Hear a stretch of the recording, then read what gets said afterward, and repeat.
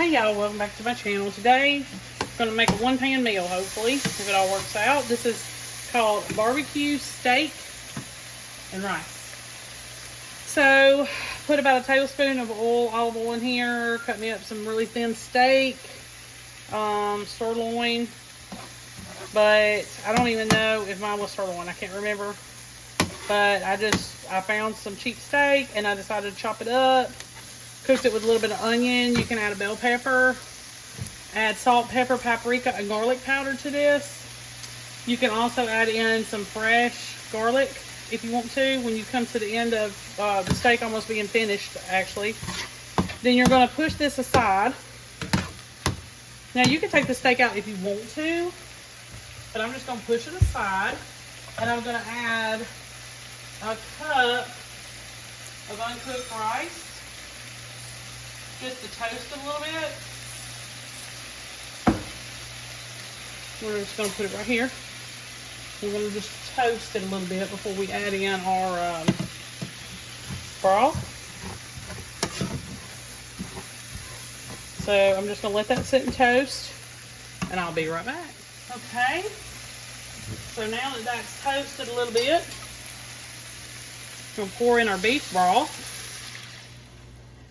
And while that's warming up, I'm going to add a half a cup of my favorite barbecue sauce and 2 tablespoons of honey. And we're going to add this to it.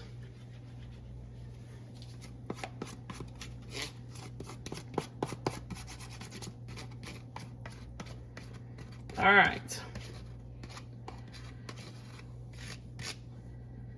Alrighty. We're going to bring this to a boil after we stir it, and then we're going to let it simmer about 18-20 minutes. So we're going to mix all this up together. Oh, and I did add some red or purple onions. Some people say red, some people say purple, because I didn't want to have to coat up another white onion. So, and I added it for color since I didn't include the bell pepper. I just left the bell pepper out. So there's that. So what we're going to do, bring this to a boil, then cut it down on low for simmering for 18-20 minutes until most of the liquid is absorbed and the rice is ready. And then we're going to let it sit covered for 5 minutes. So you got a good 30 minutes to go on this, and I'll be right back. Okay, y'all, so this is a finished product.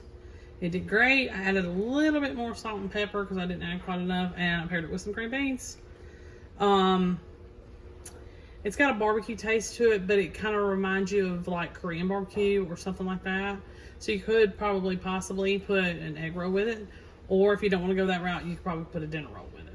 Okay, make sure you like and subscribe. I'll see you next time. Hey y'all, welcome back to my channel. Today we're going to make a chicken fajita pasta. So this is pretty simple. I went ahead and cooked bell pepper, onion, and a little bit of oil. Chopped up some chicken breast. Put that in there as well. A little bit of garlic. And I've already cooked everything as far as that goes. You need to drain it if it needs drained. If not, that's fine. So the next step is to add some fajita seasoning. And I just got, just some generic fajita seasoning, nothing special. We're going to mix that all together. Just like this. Get everything coated.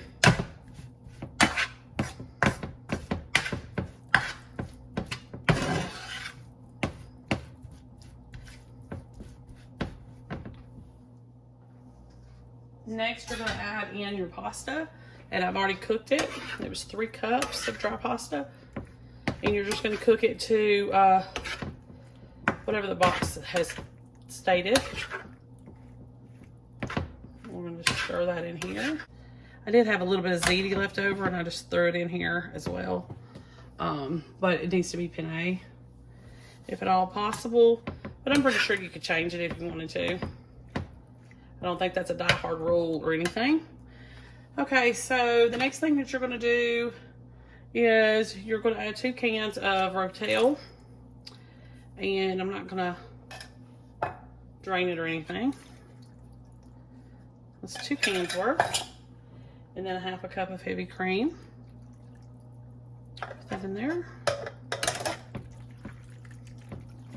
Just straw this up.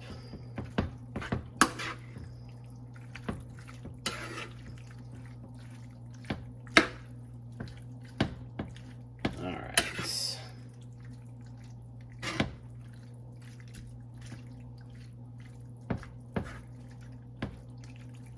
Okie dokie, I'm gonna cut this back on, the burner back on. And you're gonna add about a cup's worth, stir in about a cup's worth of Monterey Jack cheese.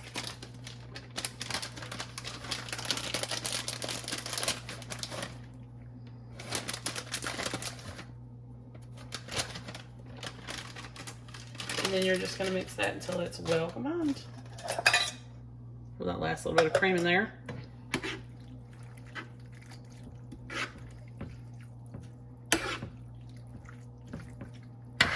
So I turn this back on warm so that the cheese will melt. And it really doesn't have much cheese in it. You probably could add more if you prefer. Maybe a little bit to the top. That's basically everything. I'm gonna add just a teeny bit more cheese. All right, and I will come back with finished products.